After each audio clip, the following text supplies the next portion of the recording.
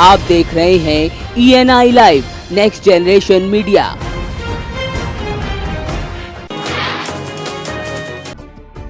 Samajwadi party के नेता कुछ भी कहें, लेकिन पार्टी के अंदर की कलह अभी समाप्त नहीं हुई है। अब वो सार्वजनिक रूप से यहाँ दिख रही है। तो कुछ ऐसा ही नजारा नेता प्रतिपक्ष के धरने में बलिया में देखने को मिला, जहाँ मुख्यालय पर भाजपा के विरोध में धरना था, तो वहीं पोस्टर से सपा नेता शिवपाल यादव का फोटो गायब था। तो इस पर जब सवाल उठे तो ठीकरा मीडिया कर्मियों पर कमियों को निकालने का फोड़ा गया। ऐसे में नेता प्रतिपक्ष ने भाजपा पर अपनी जमकर भड़ास भी निकाली।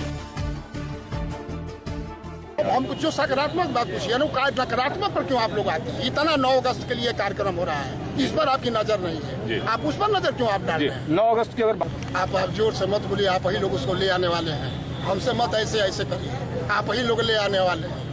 देश के तमाम पूंजीपति जो हैं चैनल के मालिक हो गए, अखबार के मालिक हो गए, और देश के पूंजीपति वर्ग और मोदी सरकार का गठजोड़ हो गया इस देश में। इन शक्तियों को हटाने के लिए हम लोगों का ये 9 अगस्त से कार्यक्रम शुरू हो गया। बस्ती के प्रभारी मंत्री रक्तदान शिविर में भाग लेने पहुंचे तो यहाँ जिला अस्पताल में ब्लड बैंक में उन्होंने रक्तदान भी किया। इस दौरान यहाँ डॉक्टरों की लापरवाही देखने को मिली। तो जब मंत्री जी ने रक्तदान कर दिया तो उनके हाथ से खून निकलने लगा, जिसकी कुछ बूंदें उनके कपड़ों पर भी गिर गईं। तो वहीं मंत्री जी ने सादगी से डॉक्टरों को निर्देशित किया। इसी के साथ मीडिया से बात करते हुए समाजवादी पार्टी पर निशाना साधा।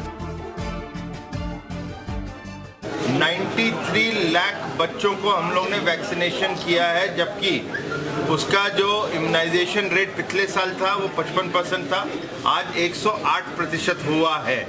तो ये एक बीमारी है जिसको स्वच्छता के साथ जोड़ा जाता है। अब स्वच्छता रहेगी तो ये बीमारियां नहीं फैलती है। और मैं इतना ही कह सकता हूँ, एक भी व्यक्ति को की मौत नहीं होनी चाहिए।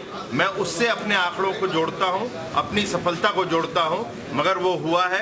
मगर मैं पिछले सालों की तुलना करूँगा तो सुधार बहुत बड़ा है। हरदोई में बारिश के चलते तेज रफ्तार के कारण बस खाई में जा गिरी, तो इसमें 40 यात्री घायल हो गए। इसमें 15 लोगों की अभी हालत नाजुक बनी हुई है, तो एक की मौत हो गई।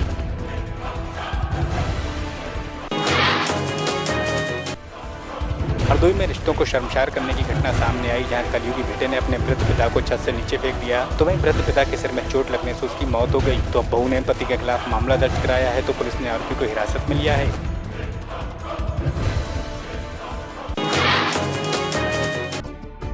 सिद्धार्थनगर में चोटी कटने की घटना एरौली में सामने आई, जहां महिला खाना बना रही थी, तभी उसकी चोटी कट गई।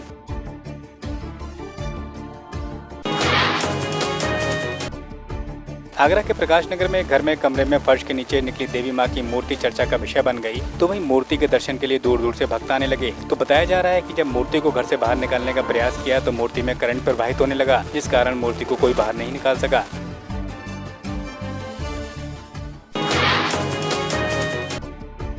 मैनपुरी पहुंची भारतीय अंतर्राष्ट्रीय महिला क्रिकेटर पूनम यादव का जोरदार स्वागत हुआ। इस मौके पर जहां उन्होंने छोटे बच्चों के साथ फोटो खिंचवाए, तो वहीं पत्रकारों के सवालों के जवाब दिए। इसी के साथ उन्होंने मीडिया से बात करते हुए अपने जीवन से जुड़ी अहम जानकारियां भी दी। तो वहीं उन्होंने खुद को कभी लड़कों से कम नहीं समझा।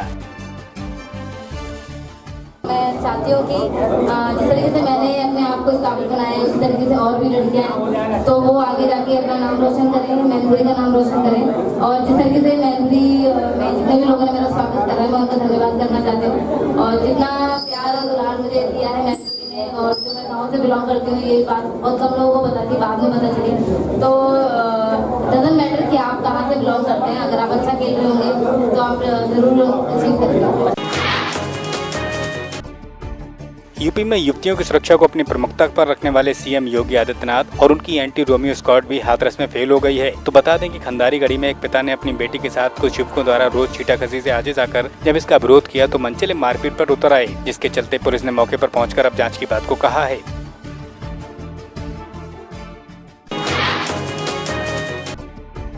उन्नाव की तहसील हसनगंज के ग्राम पंचायत जगदीशपुर के ग्रामीण ने उच्चतर विक्रेता के द्वारा राशन वितरण में धांधली की शिकायत एसडीएम से की। तो एसडीएम ने यहां जांच कराकर कार्रवाई का आश्वासन दिया।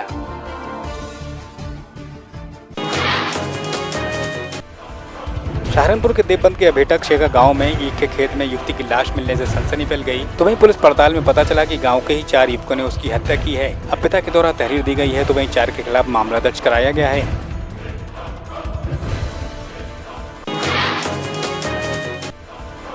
मऊ में झोला छाप डॉक्टर की लापरवाही के कारण प्रसव पीड़िता से परेशान महिला की ऑपरेशन किए जाने के बाद बच्चे सहित मौत हो गई। तो वहीं मौत के बाद परिजनों ने केंद्र पर हंगामा काटा, जिसके बाद झोला छाप डॉक्टर और स्टाफ केंद्र छोड़कर फरार हो गया। तो वहीं सेवा केंद्र भी अवैध रूप से यहाँ संचालित होता था।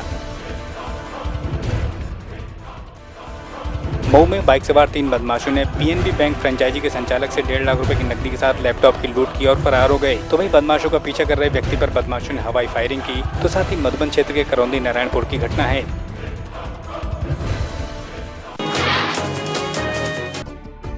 इटावा में तेज बरसात होने के कारण नवीन मंडी में जलभराव हो गया है। बताते हैं कि तेज बारिश होने के चलते यहाँ मंडी पूरी तरह जलमग्न हो गई है, जिस कारण दुकानों में पानी भर गया है। तो वहीं लहसुन प्याज के साथ अन्य सब्जियां पानी में तैर रही हैं। तो वहीं आड़तियों को इससे खासा नुकसान हुआ है। तो वहीं प्रशासन ने मंडी से पानी निकालने की व्यवस्था अभी तक नहीं की है।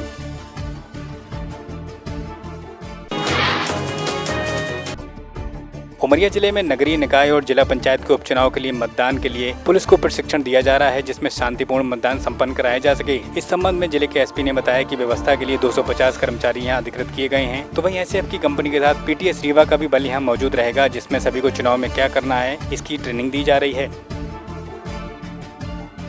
पूरी व्यवस्था में करीब हमारे जिले से 250 अधिकारी कर्मचारी लगे हैं। उसके बाद बाहर से भी एसएफ की एक कंपनी और एक पीटीएस रीवा का भी 35 लोगों का सुपरवाइजरी बल लगा है।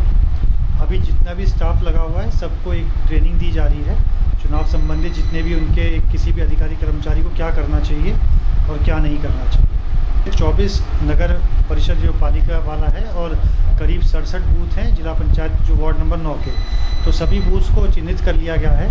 तो नगर पालिका में 14 क्रिटिकल हैं और जिला पंचायत में करीब 24 के आसपास क्रिटिकल बूथ्स हैं।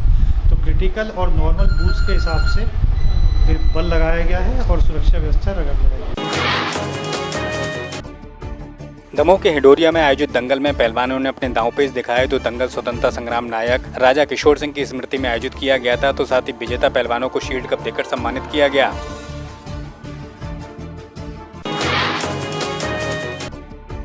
इंदौर में विश्व आदिवासी दिवस के अवसर पर कई आदिवासी बहुल जिलों में रैली और सम्मेलन का आयोजन किया गया। इस मौके पर सार्वजनिक अवकाश भी घोषित किया गया। तो अक्साल संगठन द्वारा आदिवासी संगठन को समर्थन दिया गया। साथ ही विधानसभा अध्यक्ष राजू एम सोलंकी के द्वारा उद्बोधन में विश्व आदिवासी दिवस पर सरकार के द्वारा अवकाश की मांग मानने पर सरकार का धन्यवाद दिया गया।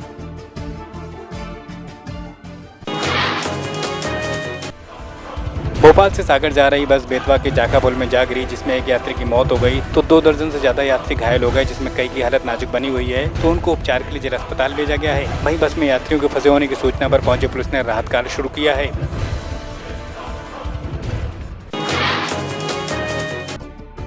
सोलापुर की सिद्धेश्वर शुगर फैक्ट्री में हजारों लोग काम करते हैं, लेकिन अब उन पर मुसीबत आ टिकी है। तो बताते हैं कि फैक्ट्री की चिमनी के पास हवाई अड्डे हवाई जहाज उतरने में अड़चन होती है, जिस कारण प्रशासन की ओर से चिमनी को गिराया जाना है। तो वहीं ये फैक्ट्री चिमनी गिरते ही बंद हो जाएगी, तो इसका असर कामगारों पर पड़ेगा। तो वहीं कामगार यूनियन की ओर से जिला कलेक्टर को मजदूरों ने ज्ञापन देकर इस कार्रवाई को रद्द करने की मांग की है।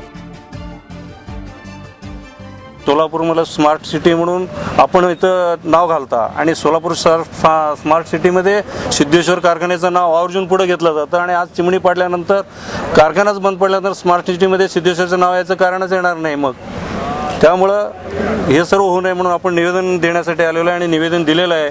2-3 दिवसात जर काही त्यांनी निर्णय घेतला नाही तर आम्ही कायद्याच्या चौकटीत बसून मोर्चे आमरण उपोषण करण्यासुद्धा मागं पडणार नाही। या व्यतिरिक्त जरी सुद्धा त्यांनी जर निर्णय दिला नाही, आम्ही कामगार 1800 आमच्या कुटुंबासह आत्मदहन करण्यासुद्धा मागं पुढं बघणार नाही।